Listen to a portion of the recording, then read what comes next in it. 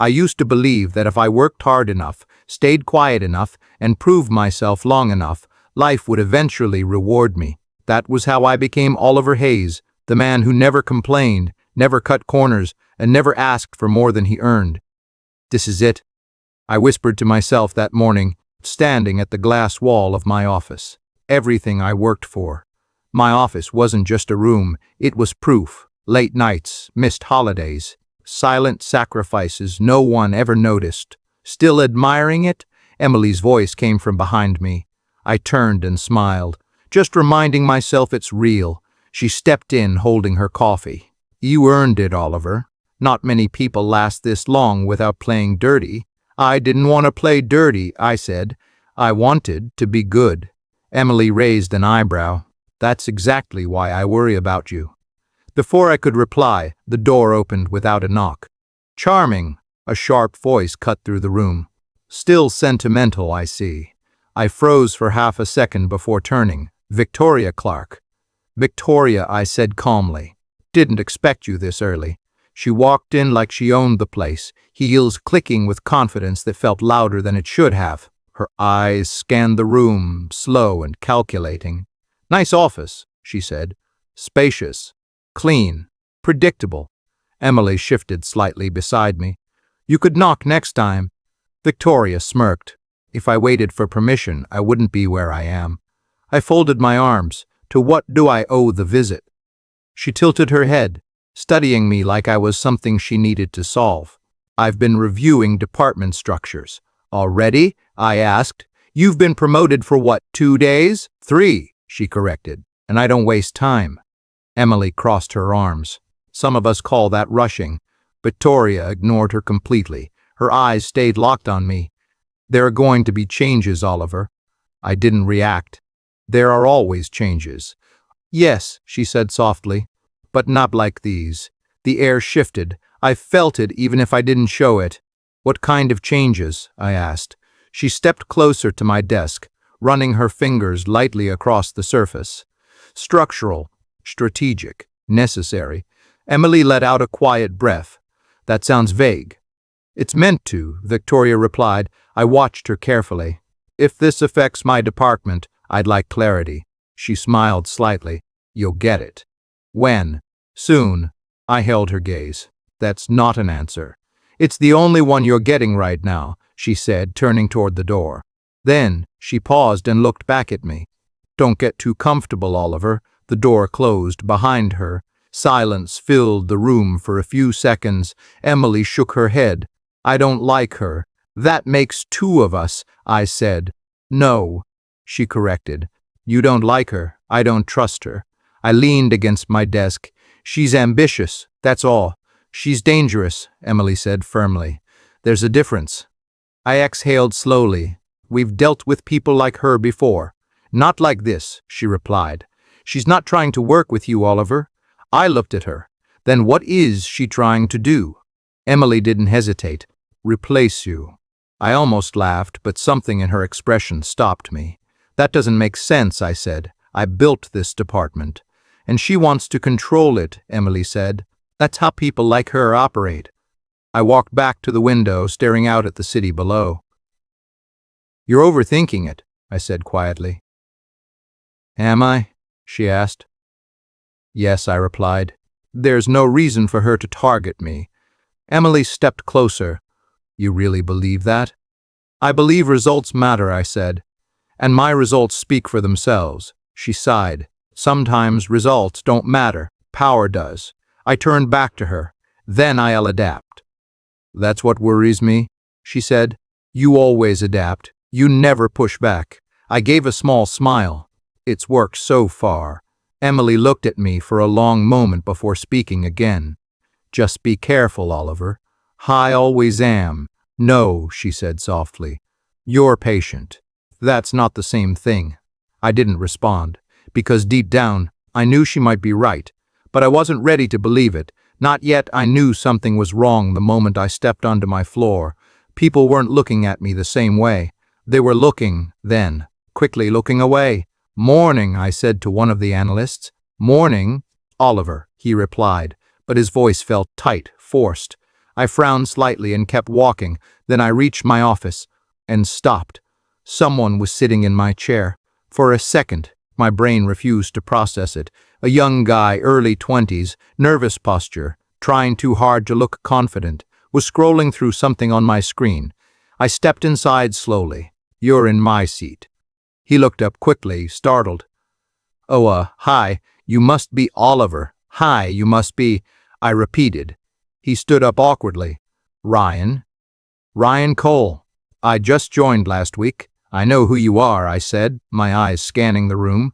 Something felt off. No, everything felt off. "Where are my files?" I asked. Ryan hesitated. I was told this is my workstation now." I looked at the desk again. Clean, too clean. "My nameplate," I said quietly. "Where is it?" He swallowed. "Miss Clark said it was being updated." "Of course she did." I let out a slow breath. "Step aside." He moved instantly. I checked the drawers. Empty. My documents gone. Years of structured work gone from this room like I never existed here. "What exactly were you told?" I asked, keeping my voice steady. Ryan shifted. "Just that there's been a restructuring, and I'd be working directly from this office." "This office?" I repeated. "Not an office, this one." He didn't answer. Before I could press further, I heard the familiar sound of heels approaching. "Ah!" Victoria's voice came from the doorway. "You've seen the update." I turned slowly. "Explain it." She walked in calmly, like this was routine. "We're restructuring. We're restructuring. That's not an explanation. It's a process," she said. "You'll adjust." I gestured toward the desk. "You put an intern in my office." "Huh. I assigned resources where they're most effective." I stared at her. "You think this is effective?" She smiled faintly. "I think it's necessary." I stepped closer. "You're making a mistake." Her smile widened slightly. "Am I?" "Yes," I said firmly. "You don't understand what you're disrupting." A few people had gathered outside the glass walls now, watching. Victoria glanced at them, then back at me. "Careful, Oliver. You're starting to sound emotional." "I'm stating facts. You're reacting," she corrected. I felt the heat rising in my chest, but I kept my tone even. "This isn't about ego. That office represents operational control. You don't just hand it to someone inexperienced." Ryan shifted uncomfortably behind me. Victoria shrugged. "Everyone starts somewhere." "Not there," I said. "Not like this." She laughed. Not quietly, not politely, out loud, in front of everyone. It hit harder than I expected. "Listen to yourself," she said. "You're acting like a chair defines you." "It's not the chair," I replied. "It's what it represents." "And what exactly does it represent?" she asked. "Responsibility," I said. "Experience. Results." She stepped closer, lowering her voice just enough. "Then prove you still have them. Without it," I held her gaze, "this isn't strategy. It's disruption for the sake of control." "Call it whatever helps you sleep," she said lightly. I glanced toward the corridor. Daniel Reed was standing there, watching. Our eyes met for a brief second. Then he looked away. That told me everything. "You knew about this," I said quietly. Looking back at Victoria, she didn't answer. She didn't need to. "I see," I said. Ryan cleared his throat softly. I can move if." "No," I cut in without looking at him. "Stay." Victoria raised an eyebrow. "That's generous of you." "It's practical," I said. "This isn't his decision." "No," she agreed. "It's mine." I took a slow breath. "Then let me be clear," I said. "You're making a mistake." She tilted her head. "You already said that." "And you laughed," I replied. "That doesn't change the outcome." She leaned in slightly. "You don't have outcomes anymore, Oliver." That landed hard. But I didn't react. I couldn't. Not here, not like this. After a moment, I stepped back. "Understood," I said calmly. Victoria studied me, like she expected more. "That's it?" "That's it," I replied. She smiled again. "Good. I prefer cooperation over resistance." I glanced at Ryan. "Take care of the system. It's more complex than it looks." He nodded quickly. "Yes, of course." I turned and walked out. The hallway felt quieter than usual, or maybe it was just me. "Oliver," Emily's voice came from behind me as she caught up. "What just happened?" I kept walking. "Restructuring. That's not restructuring," she said. "That's a takeover." I stopped near the window and looked out. My reflection stared back at me. Calm, controlled, but underneath, something was building. "I told you," Emily said softly. "She's replacing you." I exhaled slowly. "Not yet." She looked at me. "And when she does?" I didn't answer right away. Because the truth was, I could already feel it happening, and I was choosing to stay calm. For now. I didn't go to her immediately. I gave myself an hour. An hour to cool down. An hour to think. An hour to decide whether this was worth stepping into or walking away from completely. But the numbers kept replaying in my head, the structure, the missing safeguards, the risk exposure. It wasn't just flawed, it was dangerous. I knocked once, then opened the door to her office. "Busy?" I asked. But Doria didn't look up right away. "Depends. Are you here to complain or contribute?" "I'm here to prevent a mistake." That got her attention. She leaned back slightly, studying me. "That sounds serious." "It is." She gestured to the chair. "Go on then. Impress me." I stayed standing. "That deal you're closing today," I said. "The £200 million acquisition." Her expression didn't change. "What about it?" "It's incomplete." She gave a small, almost amused smile. "Incomplete?" "Yes." "That's a bold claim," she said. "From someone who's no longer involved." "I was involved long enough to know where the gaps are." She crossed her arms. "Enlighten me." I stepped closer to the desk. "Clause 14 liability transfer." "It's weak." "It's standard," she replied. "It's exposed," I corrected. "If the counterparty defaults, we carry full operational risk." "They won't default." "You don't know that." "I've assessed the risk." "Based on what?" I asked. "Their projections? Their assurances?" She narrowed her eyes slightly. "My judgment." "That's not enough," I said. "Not at this level." She leaned forward. "Careful, Oliver. You're starting to question my competence." "I'm questioning the structure," I replied. "Not you." "That's the same thing," she said coldly. I ignored the tone. "There's more." "There is," she muttered. "Go on." "Exit terms," I continued. "They're too restrictive. If this turns, we're locked in." "It won't turn." "You don't know that," I repeated. She sighed. "You're repeating yourself because you're not listening." "I'm listening," she said. "I just don't agree." I held her gaze. "Then let me simplify it." "Please do." "If you sign that deal as it is," I said slowly, "you're exposing the firm to a level of risk that could wipe out the entire margin." She didn't respond immediately. Then she smiled. Not out of relief, not out of understanding, out of dismissal. "You really believe that?" she asked. "Yes. And you expect me to just stop everything because you say so?" "I expect you to review it properly." "I have reviewed it, not thoroughly enough." She laughed, softly. "This is interesting." "What is?" "You," she said, standing here trying to stay relevant. I felt that one, but I didn't react. "This isn't about me," I said. "It's about the deal." "It's always about you with people like you," she replied. "You build something, then you think you own it." "I built part of this," I said, "which is exactly why I know where it breaks." She tilted her head. "You're not part of this anymore." There it was. Clear, direct, final. I let the silence sit for a moment. Then I spoke again. "You're making a mistake." She sighed again, louder this time. "You've said that twice already. I'll say it again, if I have to." "Don't," she said sharply. "It's getting repetitive." I took a breath. This was the moment. I could push harder, escalate, go above her. Or I could walk away, but something in me refused to leave it unfinished. "This isn't about position," I said quietly. "It's about consequence." She leaned back, clearly bored now. "And what exactly do you think will happen?" I looked at her directly. "If you sign today," I said, "you'll lose everything." That made her pause, just for a second. Then she smirked. "Everything?" she repeated. Yes, that's dramatic. Even for you. It's accurate.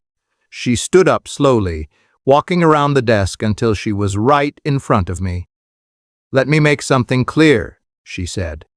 This deal goes through today, with or without your approval. I'm not asking for approval, I replied. I'm giving you a warning, and I'm ignoring it, she said. I didn't move. Last chance, I said. Delay the signing, review the clauses, fix the exposure. She shook her head, almost amused. Watch me win, Oliver. The confidence in her voice was absolute, unshaken, unquestioned, and completely blind. I studied her for a moment. Then I nodded once. Understood. She raised an eyebrow. That's it? That's it? No dramatic exit? No escalation? She asked. No, I said. You've made your position clear, and you've made yours irrelevant, she replied. Maybe, but not entirely. I turned toward the door. Oliver, she called out. I stopped but didn't turn. If this deal goes through, and it will, I hope you're watching. I will be, I said. Good, she replied. I want you to see exactly how wrong you were. I opened the door, then paused. For a fraction of a second, I considered saying more, pushing harder, forcing her to listen. But I didn't, because something told me she wouldn't hear it anyway. So I walked out and chose silence, not because I had nothing left to say, but because she had already decided not to listen. I took my place at the back of the room, not at the table, not where I used to sit, just far enough to watch everything unfold. Emily stepped beside me. You're really staying for this? I said I would, I replied. She glanced toward the front. You still think it's going to collapse? I don't think, I said quietly. I know. She studied my face. Then why aren't you stopping it? I didn't answer, because I already tried, and she already chose. The door opened, and the room shifted instantly. Amelia Scott walked in first, sharp, composed, every step controlled. Behind her, two investors followed, speaking in low voices. Victoria moved forward immediately, confident, smiling. Amelia, she said, extending her hand. Good to finally close this. Amelia shook it. Let's hope it's as clean as you promised. It is, Victoria replied smoothly. I almost exhaled a laugh. Almost. Daniel stepped in next, adjusting his cuff. Shall we begin? Everyone took their seats, except me.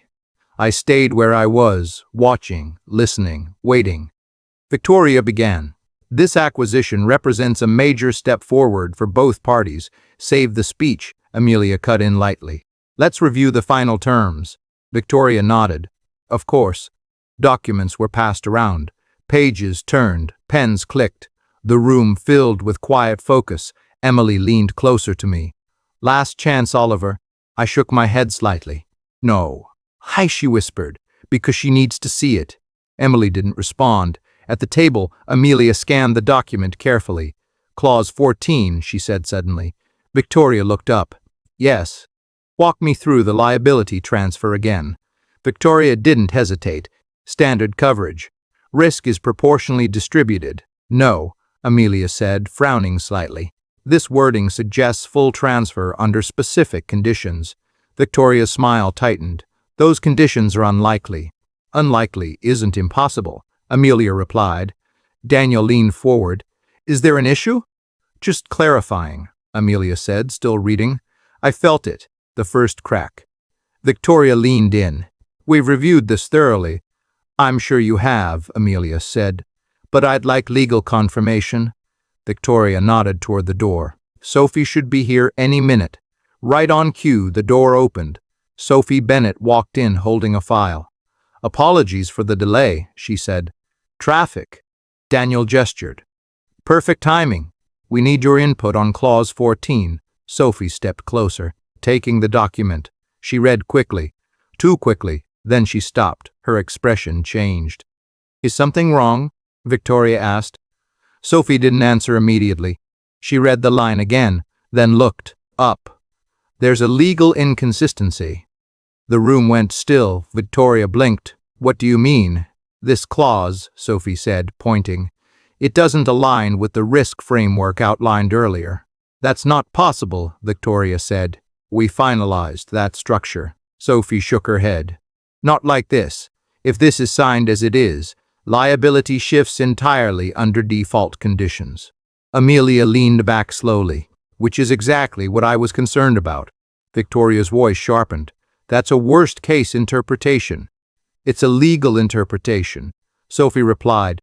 Daniel stood slightly. Can it be corrected now? Sophie hesitated. Not immediately. It would require redrafting and reapproval. How long? Daniel asked. At least several days, she said. Amelia closed the document. That won't work for us, she said calmly. Victoria turned to her. We can resolve this quickly? You should have resolved it already, Amelia replied. Silence, heavy, unforgiving. Victoria tried again. This is a minor issue. No, Sophie said firmly. It's not. Amelia stood up. We don't move forward with unresolved legal risk. Victoria's composure started to crack. Amelia, this deal has been in progress for months, and it should have been ready, Amelia said. Daniel looked between them. Is there any way to proceed conditionally? Amelia shook her head. Not on these terms. Victoria stepped forward. We can adjust. Not today, Amelia said. That was it. 2 minutes. That's all it took. The deal was gone. Just like that. Papers remained on the table, untouched now. No one spoke. No one moved. Victoria stood there, frozen. Daniel's jaw tightened. How did this happen? No one answered. Sophie closed the file slowly. It should have been caught earlier. Daniel looked at Victoria. Was it reviewed? Yes, she said quickly. Multiple times. Then why is it wrong? He asked. She didn't respond. Because there was no answer that could fix it. Amelia gathered her things. We'll revisit this if it's corrected properly. Daniel nodded stiffly. Of course. She glanced around once, then walked out with her team. The door closed, and the room stayed silent. Victoria finally moved, turning slightly like she was trying to find something to hold on to. But there was nothing. Daniel exhaled sharply. This was a priority deal.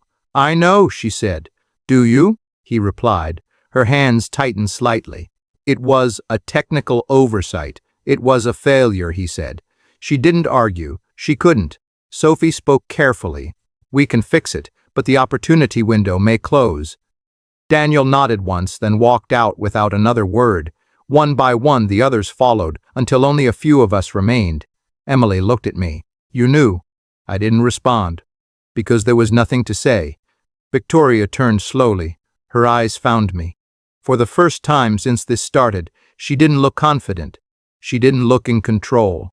She just looked shaken. I held her gaze. Calm, silent, not satisfied, not angry. Just aware. The shift had happened, and we both felt it. I didn't need to say anything, because everything had already been said. Office didn't feel the same the next morning. It felt tighter, quieter, like everyone was waiting for something else to break. Have you seen her? Emily asked as she walked up beside me. I don't need to, I replied. She's already started, she said. Blaming people. Of course she has. Emily crossed her arms. First it was legal, then it was the analysts. Now she's hinting it was incomplete data. I looked at her. Was it? She gave me a look. You know it wasn't. I know, I said. What I don't know, she added, is why you're still so calm. I paused for a second. Because reacting now doesn't change what already happened. It might change what happens next, she said. Before I could respond, a voice cut in. Well, if it isn't the quiet architect. I turned. Marcus Doyle. Sharp suit. Sharper smile. Marcus, I said, didn't expect you this early.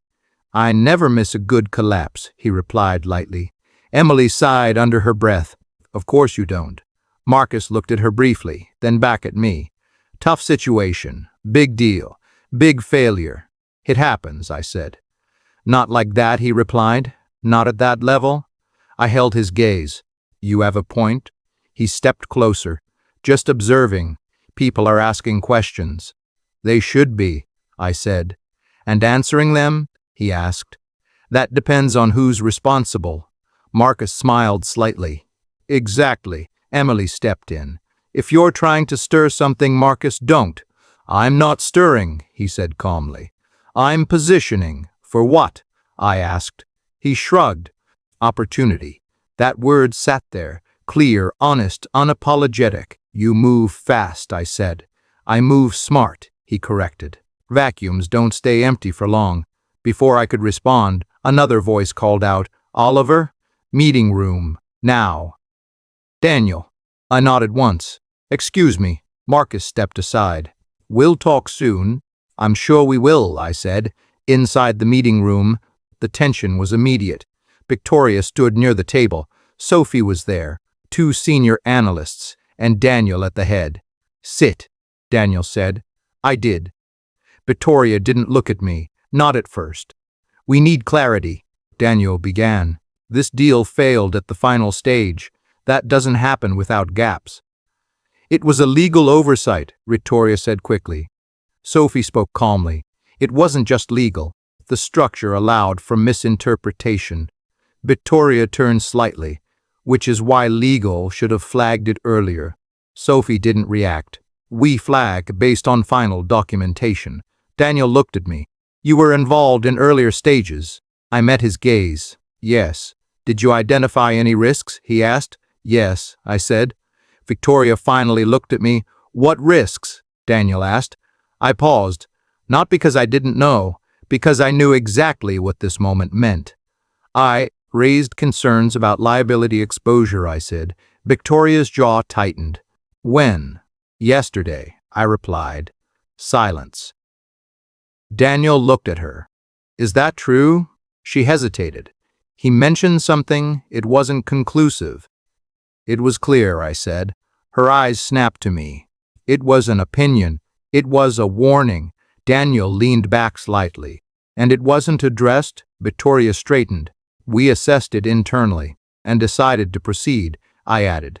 The room went quiet again. Daniel exhaled slowly. This should have been escalated. Victoria didn't respond, because there was no way to spin it now. Fix it, Daniel said finally, and make sure this doesn't happen again. He stood and walked out, meeting over. Victoria stayed still for a moment. Then she turned to me. You waited, she said quietly. I spoke, I replied. Not enough. You didn't want enough, I said. Her eyes hardened. You could have pushed harder, and you could have listened, I replied. For a second, neither of us spoke. Then she looked away. That was new. Emily caught up with me outside. What happened? She asked. Accountability, I said. On her? She asked. Not fully, I replied. Not yet. She shook her head. She's slipping. I nodded slightly. Yes. And you? She asked.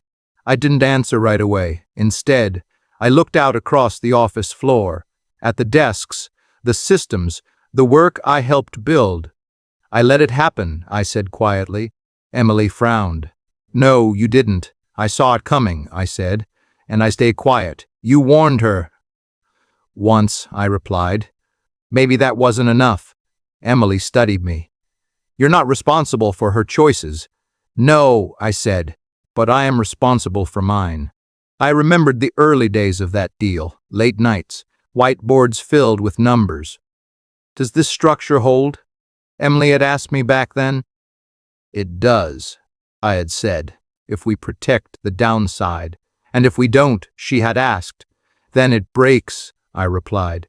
It broke, exactly where I knew it would, and I let someone else take control of it. Marcus appeared again later. That afternoon. Rough day, he said. They usually are after mistakes, I replied. He leaned against the desk. You're in an interesting position. How so? You warned her, he said. Now she looks weak. That's not my focus. It should be, he replied, because someone's going to replace her. I looked at him. And you think that's you? He smiled. I think it could be. And if it's not, I asked. He shrugged. Then it's someone else. His eyes stayed on me. You're underestimating yourself, Oliver, he said. Am I? Yes, he replied. You're the only one in that room who saw it coming and stayed standing after it fell apart. I didn't respond, because part of me knew he was right, but another part knew something else. I hadn't lost control. I had given it away, and now I wasn't going to make that mistake again. I didn't go home that evening.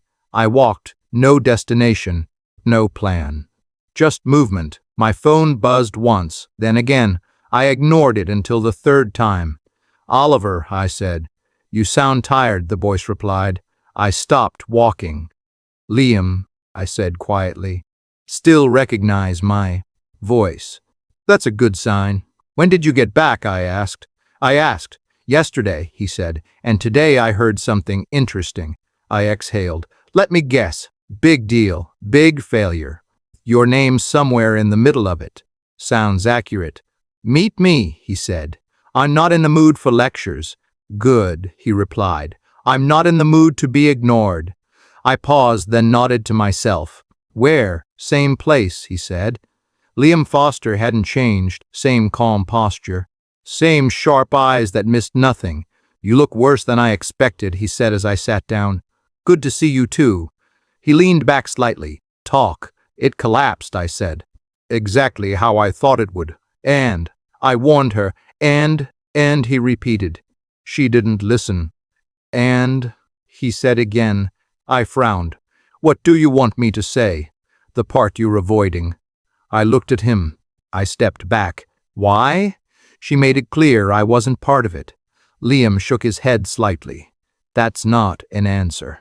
That's an excuse. I felt that. I wasn't in control," I said. "You gave up control," he corrected. "That's not the same." "It is," he said. "You saw the problem, you had the knowledge, and you chose silence when it mattered." "I spoke," I said. "Once," he replied. "Then you stopped." I looked away for a moment. "You don't lose when people betray you," Liam said calmly. "You lose when you stay silent." The word settled heavily. "I didn't want to create conflict," I said. Liam let out a quiet breath. "Conflict isn't the problem. Avoiding it is. I thought staying calm was the right move." "Calm is useful," he said. "Passive is dangerous." I didn't respond, because I knew exactly where I stood, somewhere in between. "You built something," Liam continued. "Then you let someone walk in and take it without resistance. I thought results would protect me." "They don't," he said. "Position does." I leaned forward slightly. "So what now?" "That depends," he said. "Do you want to be right, or do you want control?" I held his gaze. "Control." "Then stop waiting for permission," he said. "I'm not waiting," I replied. "You are," he said. "You're waiting for things to settle, for people to notice, for the system to correct itself." He shook his head. "It won't." I sat back thinking. "So I just push?" I asked. "No," he said. "You move with purpose." "That sounds vague." "It's not," he replied. "You already know where the gaps are. You already know who's watching. Use that. Strategically," he said. "Not emotionally." I considered that. "This isn't about revenge," he added. "If that's what you're thinking, stop." "It's not," I said. "Good," he replied. "Because revenge is loud, control is quiet." I nodded slowly.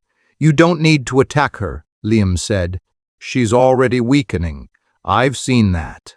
"Then let it happen," he said. "But don't stand still while it does."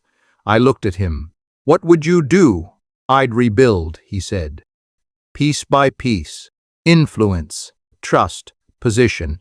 And when the moment comes," I asked. "You won't need to force it," he said. "It will come to you." I sat in silence for a few seconds. Then I spoke. "I won't stay silent again." Liam watched me carefully. "Say that like you mean it." I met his eyes. "I won't stay silent again." He nodded once. "Good." Something shifted inside me. Not anger, not frustration, clarity. "I let her take control," I said. "Yes," he replied. "That doesn't happen again." "No," he said. "It doesn't." I stood up. "Where are you going?" Liam asked. "Back," I said. "To fix it?" "To take it back," I replied. He gave a small smile. That's better. I paused for a moment. Thank you, I said. Don't thank me, he replied. Show me. I nodded once, then I walked away. Not aimlessly this time. Every step felt different, focused, deliberate. I wasn't thinking about what I lost anymore. I was thinking about what I still had.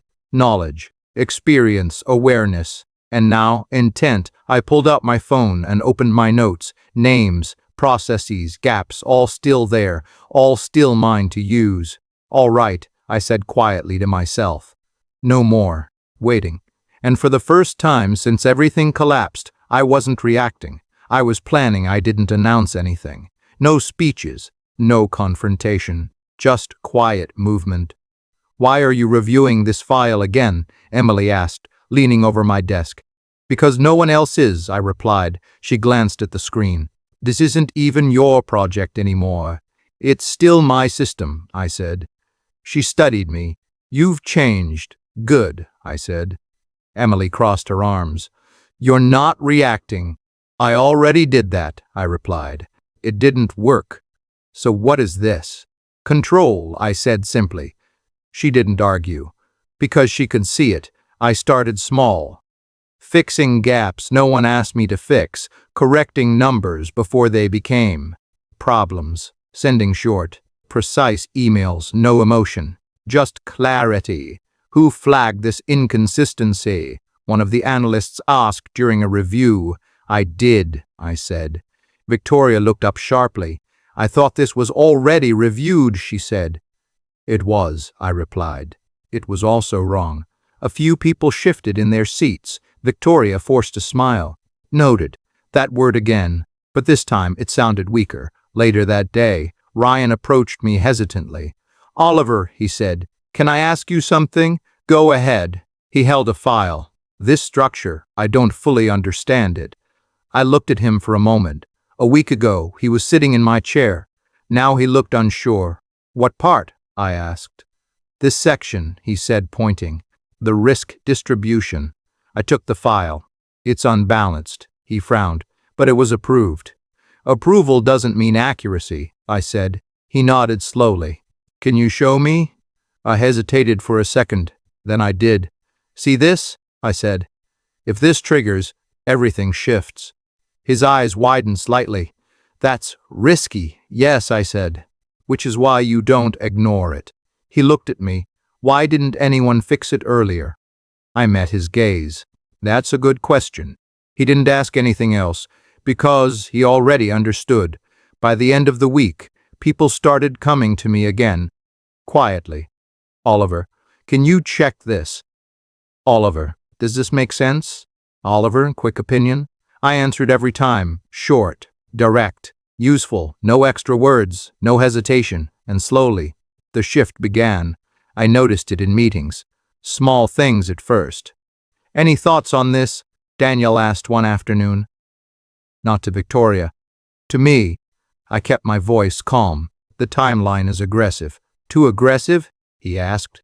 Yes, I said. If you push it, something breaks. He nodded. Adjust it. Victoria didn't speak. That was new. After the meeting, Emily caught up with me. Did you see that? She asked. I did. He asked you, she said. Not her. I noticed. She smiled slightly. This is working. It's not about working, I said. It's about being right consistently. And visible, she added. Yes, I said. That too. A few days later, I was reviewing reports when someone stepped into my workspace. Oliver Hayes. I looked up. James Whitmore, senior board member. I stood. James. He nodded once. Walk with me. We moved toward the quieter side of the floor. I've been hearing your name again, he said, hopefully for the right reasons. That depends, he replied. Are you solving problems or creating them? Solving them, I said. He studied me. You weren't very visible last week. I was still working, I replied. Visibility matters, he said. I'm aware, I said. He stopped walking. Tell me about the failed deal. I didn't hesitate. It had structural risk that wasn't addressed. And you knew? Yes. And? I raised it, I said. It wasn't acted on. He held my gaze. Why didn't you push harder? I paused, because that question mattered. I won't make that mistake again, I said. That seemed to satisfy him. Good, he replied, because we don't need silence at that level. No, I said. You don't. He nodded once. Keep working. I will. As he walked away, I felt it. Not approval, not yet, but attention, and that was enough. Meanwhile, Victoria was changing, not openly, but I could see it. Why wasn't this flagged earlier? She snapped during one meeting. It was, someone replied quietly. Then why is it still wrong? She asked. No one answered, because the answer was obvious. Later, she approached me. Busy? She asked. Always, I said. She crossed her arms. You've been involved lately. I've been working, I replied. That wasn't your role, she said. It is now, I said calmly. Her eyes narrowed slightly. Careful, Oliver. Hadavo, what? Overstepping. I held her gaze. Fixing problems isn't overstepping. Depends who's responsible for them, she said. Exactly, I replied. For a second, neither of us spoke.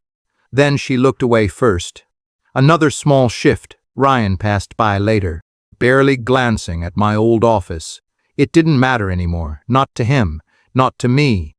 Because the chair was never the point, the system was, and I was back inside it. Not loudly, not aggressively, but effectively. Emily leaned against my desk again. You're doing it, she said. I'm just working, I replied. She smiled. No? You're taking it back? I didn't respond. Because I didn't need to. It was already happening. And this time, I wasn't letting go. I was reviewing a report when she walked in. No knock. But this time, no confidence either. Oliver, she said. I didn't look up immediately. Victoria. Can we talk? I closed the file slowly. We're talking. She hesitated. Privately. I gestured toward the empty meeting room across the floor. After you. We stepped inside. The door closed behind us. Silence. For a moment she didn't speak. That alone told me everything. What do you need? I asked. She took a breath. Your help. I leaned back slightly. That's new. I'm serious, she said. So am I replied. What do you need? She looked at me directly. The revised deal. I can't close it without restructuring the risk. You could have, I said, if you listened. I know, she said quickly. I watched her carefully. That wasn't something she said before. You know now, I replied. She didn't argue. I need your input, she continued. Your structure, the one you originally designed. I stayed silent for a second. Then I asked, why? Because it works, she said. No, I said. Why me? She hesitated. That hesitation mattered more than anything she said. Because you understand it better than anyone, she replied. That's not the real reason, I said. Her jaw tightened slightly. It's part of it. Not enough, I said. She looked away briefly, then back at me. I'm under pressure, she admitted. From Daniel? I asked. From everyone, she said. The board. The clients. This deal needs to close. Ha! And if it doesn't? I asked. She didn't answer, because she didn't need to. I already knew. You're afraid, I said quietly. Her eyes sharpened. I'm focused. You're afraid of losing everything, I corrected. That landed. For a second she didn't speak, then she exhaled slowly. I made a mistake. I didn't respond. I should have listened, she added. You didn't, I said. I know. The room felt heavier now, not tense, just honest. For the first time since all this started. You humiliated me, I said calmly. Her expression shifted. That wasn't? It was, I cut in. You took my office. You dismissed my input. You laughed. She held my gaze. I was wrong. I let that sit, because hearing it didn't erase it. Why should I help you? I asked. Because this isn't just about me, she said. It's about the firm. It wasn't about the firm when you ignored the risk, I replied. It is now, she said. I shook my head slightly. Convenient. She stepped closer. What do you want me to say, Oliver? The truth, I said.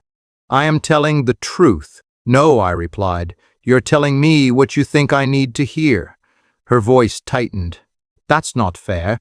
Neither was what you did, I said. Silence again. I could see it now. Not arrogance, not control, cracks, real ones. I misjudged you, she said quietly. That's one way to put it. I thought I could handle it alone. And now you know you can't. She nodded once. Yes. I looked at her. Really looked this time.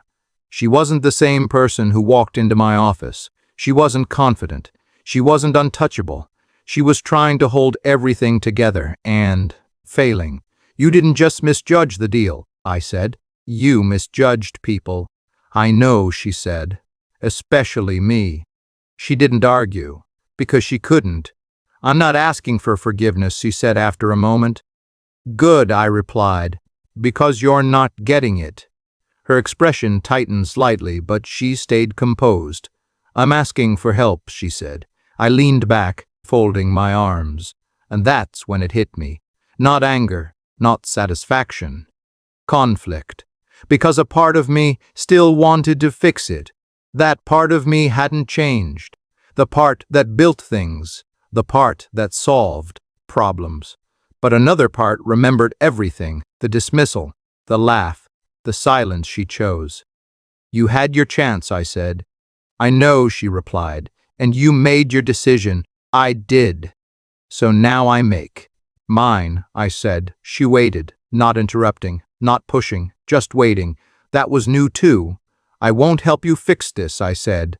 The words felt heavier than I expected, but they were clear, final. Her face didn't change immediately. Then slowly it did. Not shock, not anger, just understanding. I see, she said quietly. This isn't revenge, I added. It feels like it, she replied. It's not, I said. It's consequence. She nodded once. You're choosing not to help, she said. Yes. Even if the deal fails again? Yes. She looked at me for a long moment. Then she spoke again. You've changed. I held her gaze. So have you. She gave a small, tired nod. Just not in time, she said. That was the first honest thing she said, and maybe the last. She turned toward the door, then paused. For what it's worth, she said without looking back, you were right. I didn't respond, because I already knew that. The door opened, then closed, and I stood there alone, not victorious, not relieved, just certain, because this time I didn't choose silence. I chose myself. I didn't call her. She came to me again. This time, I didn't move from my desk when she walked in. Oliver, Victoria said quietly. I looked up. You're early. I didn't sleep, she replied. I nodded once. That makes sense. She stood there for a second, waiting for me to say something else. I didn't. So, she asked. So what? I replied. Your decision? I closed the file in front of me slowly. I already made it. Her eyes narrowed slightly. You haven't told me. I stood up, calm. You didn't lose the deal because of me, she exhaled. We've been over this. You lost it, I continued, because you thought you didn't need me. That's not fair, she said quickly. It's accurate, I replied. She stepped closer. I made one mistake. No, I said, you made a pattern. Her jaw tightened. I came here to fix this. You came here after it broke, I corrected. Silence stretched between us. Then she spoke again. So what now? I met her eyes. Now you face the outcome. Her voice lowered. You're really going to stand there and let everything fall apart? I'm not letting anything happen, I said. I'm stepping aside. That's the same thing, she said. No, I replied. It's not. She stared at me, searching for something. Anger, doubt, weakness. I gave her none of it. You could help me fix this, she said quietly. I could, I replied. But you won't, she said. No, I said. That hit her harder than anything else. Her shoulders dropped, slightly. Why? I paused, not because I didn't know, because I wanted the words to be clear. Because I finally understand something, I said. She frowned slightly. What? I don't owe my silence to people who didn't value my voice. She looked away for a second, then back at me. So this is punishment. No, I said firmly. This is boundary. A knock came at the door. Daniel Reed stepped in. He looked between us. Is this a bad time? No, I said. Yes, Victoria said at the same time. Daniel ignored that. We've reviewed the situation. I nodded once. And? He exhaled. The board is making changes. Victoria straightened slightly. What kind of changes? Daniel didn't answer her immediately. He looked at me first. That told her enough. Victoria Clark, he said finally. Your role is being reviewed pending restructuring. Her face went still. What? She said. It's a formal decision, Daniel replied. She turned slightly toward me. You knew this? I shook my head. No, but I understood it, Daniel continued. Given recent outcomes, the board has lost confidence in current leadership decisions. Victoria's voice sharpened. This is because of one failure?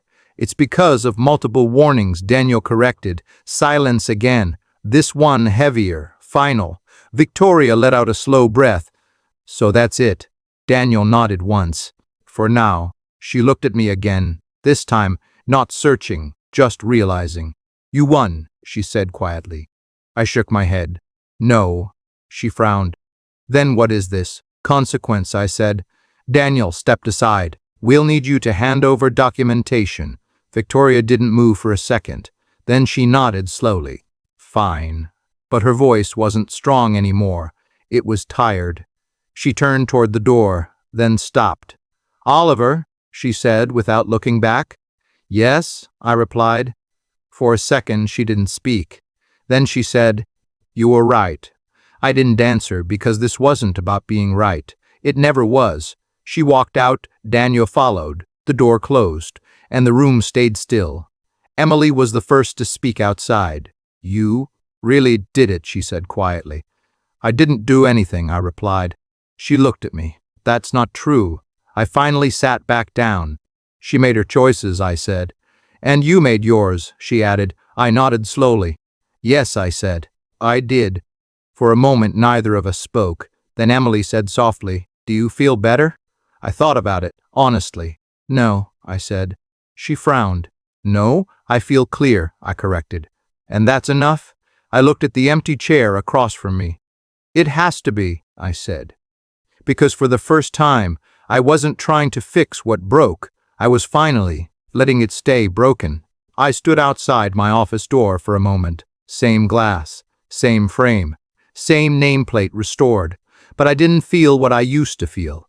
Emily stood beside me. Ready? I looked at her. For what? To go in, she said.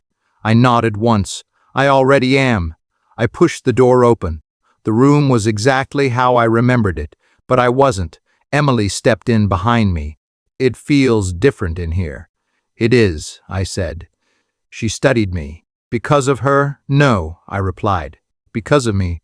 I walked to the desk, ran my fingers lightly over the surface. No tension, no attachment. Just recognition. Emily leaned against the wall. You don't look like someone who just got his office back. I smiled faintly. That's because I didn't. She frowned. What do you mean? I sat down slowly. This was never the point. Then what was? She asked. I looked at the empty space in front of me. Not the chair, not the room, something beyond it. I didn't win because she lost, I said quietly. Emily stayed silent. I won, I continued, because I stopped needing her version of control over my life. She nodded slowly. That sounds like you. I was chasing position, I said. Approval, structure. And now? She asked. Now I understand something simpler, I replied. She waited. I leaned back slightly. None of it mattered if I lost myself in the process. Emily crossed her arms gently. So what now? I looked at the city through the glass. Now I build again, I said. Different? She asked. Stronger, I replied. She smiled slightly. That sounds like a threat. It's not, I said. It's a decision. Silence settled between us for a moment. Comfortable this time. Not heavy. Emily pushed off the wall. You know, she thought this office defined you. I shook my head. Everyone did. And did it? She asked. I paused. Then I said, no. I stood up slowly, walked to the window. The city looked the same, but I didn't. I finally turned back to Emily. She took my office for 2 minutes, I said quietly. She watched me closely. But in those 2 minutes, I continued, I took my life back. Emily didn't speak. She didn't need to, because she understood. And for the first time, so did I.